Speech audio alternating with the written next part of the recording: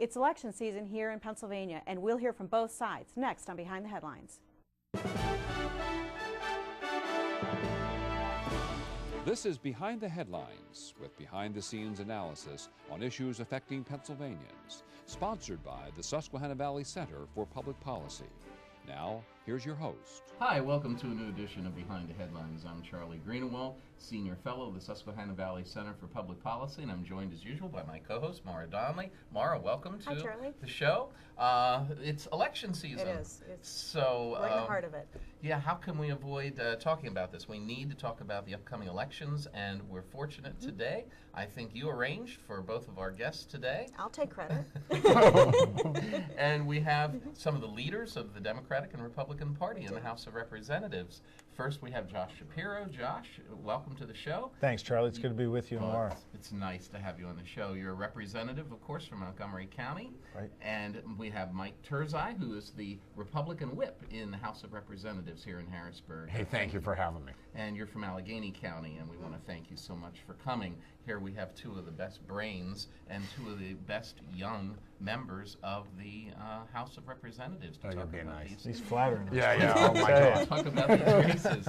Well, let's see if you have flattering comments to share about the campaigns. Let's start out with you, Mike. Could you give us your assessment? How well is your candidate, the Attorney General, General Corbett, doing these days? I think Tom's running a great campaign. I think he's going to be the next governor of Pennsylvania. Tom is he's an individual with a lot of integrity, a straight talker, and I think he's just run a very, very disciplined campaign. He's up in all the polls, and Pennsylvania's ready for a change after 8 years of Ed Rendell's spending and increased taxes and more debt. People want a different approach. Tom's going to bring, I think, real reform to Harrisburg, and he's going to bring real fiscal discipline to Harrisburg, and people want that. Representative Shapiro, how do you pronounce Honorado? Well, obviously, everyone in Pennsylvania knows that now. No, that's right. I have the utmost respect for my friend Mike Turzai, and he's a great leader in the House. But respectfully, we disagree on this. I think as much as Tom Corbett and Mike Turzai want to run against Ed Rendell, this race is not about Ed Rendell. It's about Dan Honorado, and it's about the direction of our Commonwealth. And I think it's really about the experience that each man bring to the job. And I respect Tom Corbett a great deal, as I do Dan. But Dan has a great deal of experience in creating jobs, in running a county, in balancing a budget, in holding the line on taxes. I think he's done quite a good job of that in Allegheny County. And the more he tells that story all across Pennsylvania, particularly in my region in the Southeast, where he was less well-known than Ed Rendell, who was running 8 years ago. I think people are attracted to his message. They understand he's going to be a fiscally responsible governor. He's going to balance the budget, and he's going to make sure to hold the line on taxes. He's talked about that in a responsible way, and I think he's got a record to prove it, Charlie. Charlie, the only thing I would say, now I'm from Allegheny County, and I know both Tom and Dan quite well. And they're both good individuals in that respect. But Dan's story is not completely accurate about what he's trying to put out there with respect to his record. That drink tax is a real tax, and it has created a significant sore spot in a lot of small businesses and a lot of patrons in our region. And Dan has not brought the savings to the county that he likes to tout. In fact, they had to make some changes, but their budgets have continued to increase in terms of overall spending. And I have to tell you, the thing about Tom Corbett is Tom has been a statewide leader. He's been out there taking on corruption on both sides of the aisle. He's a person that has really advocated a change in direction from Governor Rendell. Dan is tied at the hip with Governor Rendell. Let's not hide that. Dan has run with Governor Rendell's endorsement and with Governor Rendell's team. And I don't think he can run away from that. And I think those policies were enacted on the county level, too. Josh, we'll give you time for rebuttal, and then we'll go tomorrow. Of course, he's been endorsed by Ed Rendell. He's the Democratic nominee, okay? But this race is not about Ed Rendell. Dan Honorado and Ed Rendell are two very different people. And I think Dan has proven in holding the line on property taxes every single year, as you as an Allegheny County resident will know, balancing his budget in Allegheny County, looking out for the well-being of the people of Pittsburgh and Allegheny County. He's been a real leader out there, and I think he's going to bring the same type of leadership, the same type of sensible, responsible policies to Harrisburg that we've seen in Allegheny County, and I think he'll be a great governor. Well, we've seen recently some interesting headlines heading into the election. One of the ones that caught my eye was candidates battle voter apathy in Pennsylvania governor's race. Now, we've seen a tightening in the polls between the two races. I think everyone thought that Tom Corbett would be the runaway candidate, but that's really not the case as we come down to the wire here. What do you attribute the tightening of the polls to? I don't think Pennsylvania is the type of place that has massive landslide victories one way or the other. I mean, I think Rendell over Swan was maybe a different story given the year and given some of the circumstances there. This is going to be a close race. Mike and I probably would agree on that I always point. thought that, yeah. And I think what you're seeing, at least on our side of the aisle, is a coalescing of Democrats. You know, Democrats are late to come together. Traditionally in elections, particularly in off-year elections, by off-year meaning a non-presidential year. And I think you're seeing that now. As more and more people get familiar with Dan, as more and more people learn his story in Allegheny County, more Democrats are coming together. The enthusiasm gap that, candidly, I saw over the summer when I was out knocking on doors, when I was talking to voters, at least in my region, has all but dissipated. I think Democrats are charged up. As you see, President Obama was in Philadelphia on October 10th. He had a great rally. It was bringing people together, and I think what you're going to see is continued enthusiasm for the Democrats and coalescing behind Dan and Joe. Well, do you think we'll see voter apathy on Election Day? No, I think you're going to see some real energy on the Republican side of the table, or the fiscally responsible side of the table. I also think independents are absolutely trending with Tom Corbett, and that's going to go all the way through, and a lot of the conservative Democrats out in the western part of the state are going to be with Tom Corbett too. I think the polls were always tight because, look, in Pennsylvania, the registration edge is to the Democrats. I mean, it's just a reality.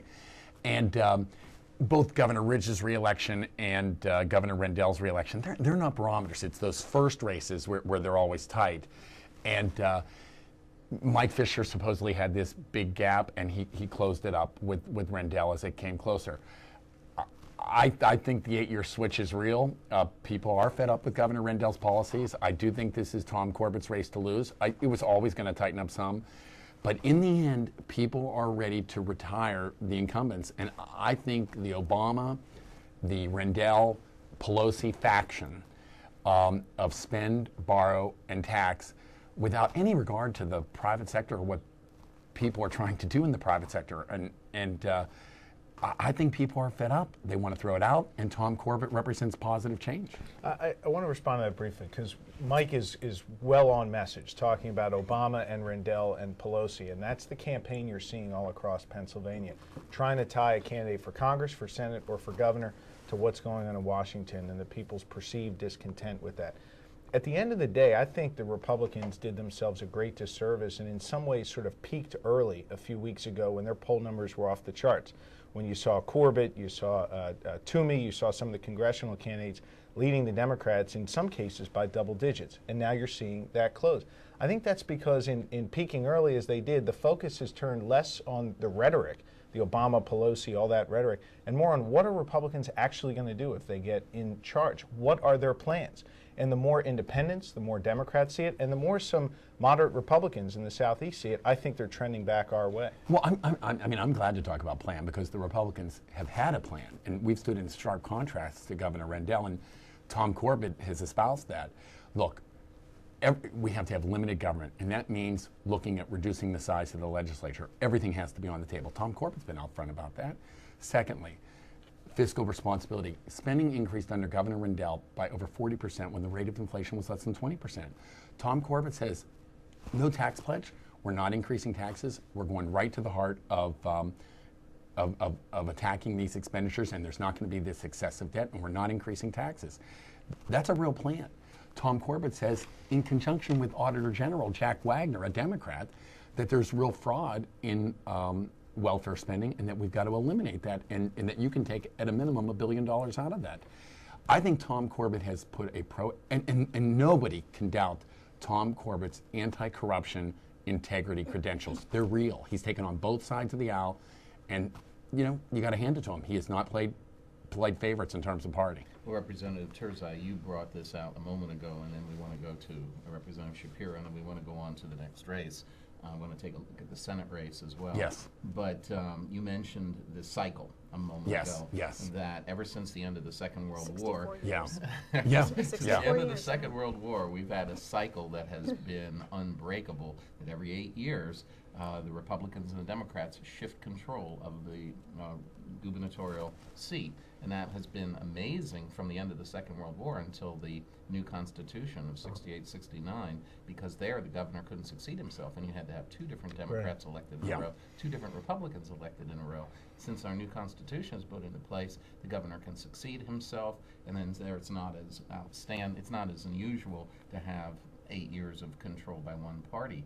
But is the cycle going to continue? Yes, no doubt. Certainly, if there was one person who would have broken that, and everyone was expecting Bill Scranton, Lieutenant Governor Scranton. I know. I was a big Bill Scranton right fan. Still am a and good it fan. didn't happen. So, Yeah.